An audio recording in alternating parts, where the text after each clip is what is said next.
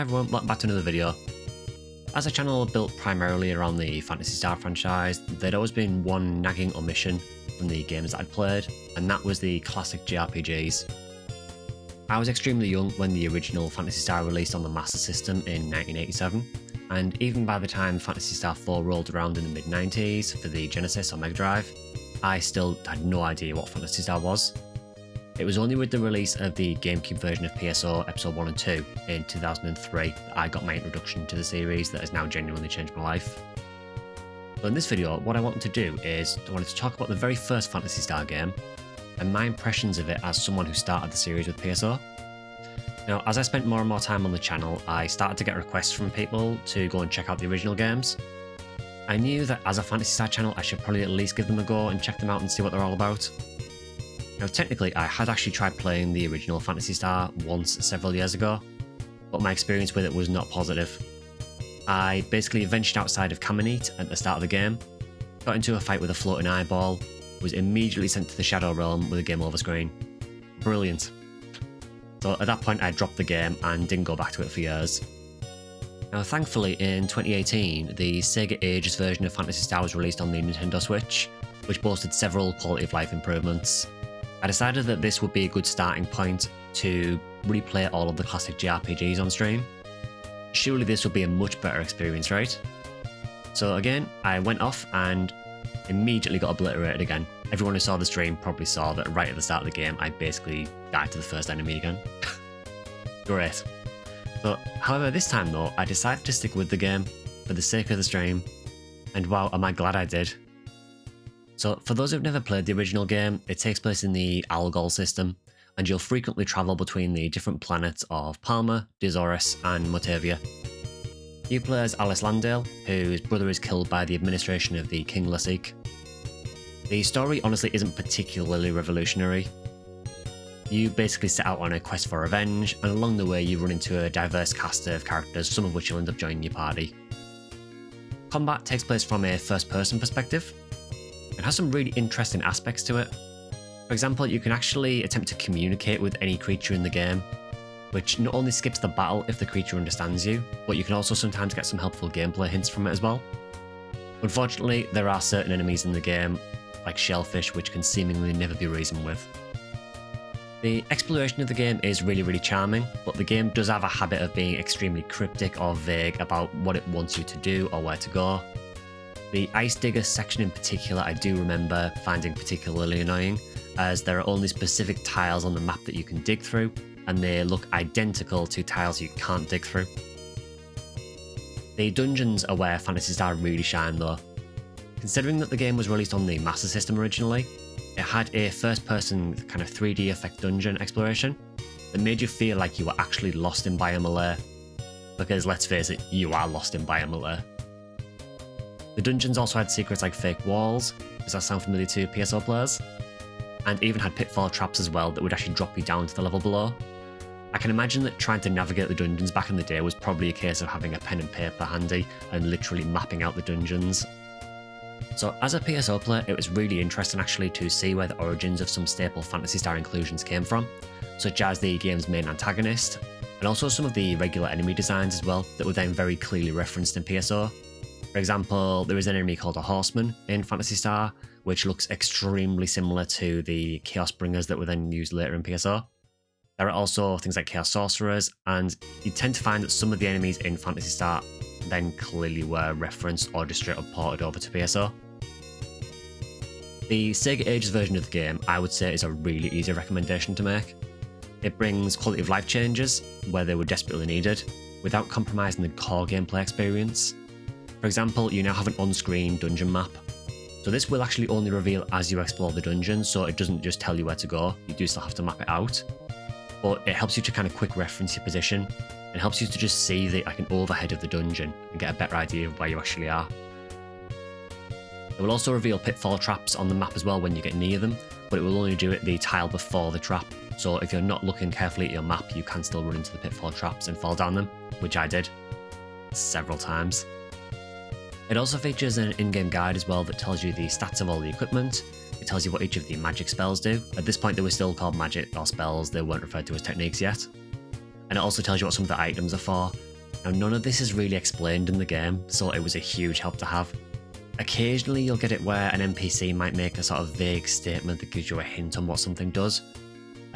Also, the communication with the monsters that I mentioned earlier, occasionally they will give you hints on what some of the items do, but it's very rare that the game will literally handhold you and tell you what you're meant to be doing. So having some of that information in the guide is really appreciated. There's even a bestiary that unlocks information and lore about all of the different monsters and bosses in the game as you defeat them. Or someone like me who loves the sort of story and the lore side of things, as should be apparent with all the PSO videos that I do. It was really, really nice to have that. And once I completed the game, I went back into that bestiary and just looked through all the entries and just learned a little bit more about each of the enemies, particularly some of the bosses, and particularly ones that I used in later games, just to see if there was anything that carries over to the later games. If you are wanting to experience Phantasy Star for the first time, I would thoroughly recommend the Sega Ages version on Switch. The only downside is that it is only available on Switch. For some reason they never released it on any other platforms. But if you've got a Nintendo Switch, I would thoroughly recommend trying that version of the game. Now, after playing through the entire game on stream, the VODs for that, by the way, will always be available on YouTube. If you want to watch them, you're probably best going through YouTube because Twitch tends to delete your VODs after a certain amount of time. But the entire playthrough is on YouTube on the live tab of my channel. I did have a few kind of main takeaways from playing it. Now, firstly, the game as a whole was just incredibly charming. There was a sense of humour evident throughout it, whether it was intentional, such as getting your passport confiscated, or unintentional. For example, all of the healing items in the game are called cola and burgers, because, you know, what else would a Westerner be familiar with? Also, a bonus shout out to Meow in my playthrough for becoming the literal saviour of Algol when everyone else was being completely obliterated. Secondly, the soundtrack was incredible. Now, music has always been a major strength of the Phantasy Star series, but it was great to see that this does extend right back to the original game. As a PSO player, I also had no idea that some of the PSO music was remixed from songs from the classic games, and hearing what I know as Trick Track, which was the spaceship theme in PSO, used in the later dungeons, made me incredibly happy. It's kind of weird because it kind of gave me nostalgia for PSO through a game older than PSO, if that makes any sense.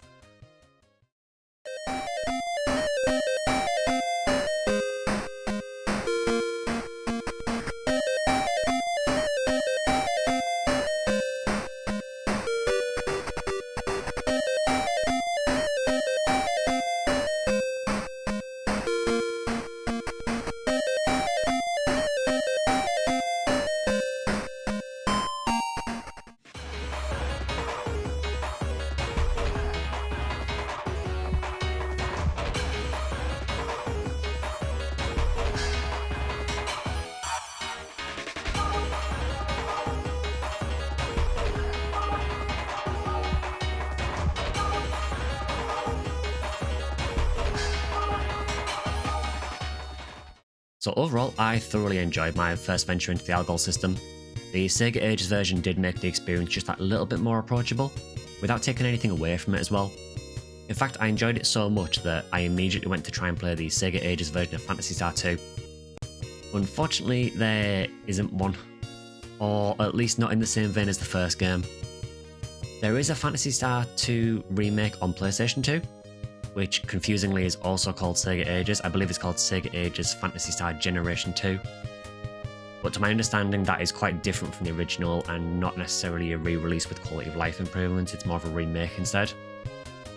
However, the experience of playing the first Phantasy Star was so interesting to me that I still decided to continue with the original version of Phantasy Star 2, albeit with a walking speed mod because the walking speed in the second game is incredibly slow.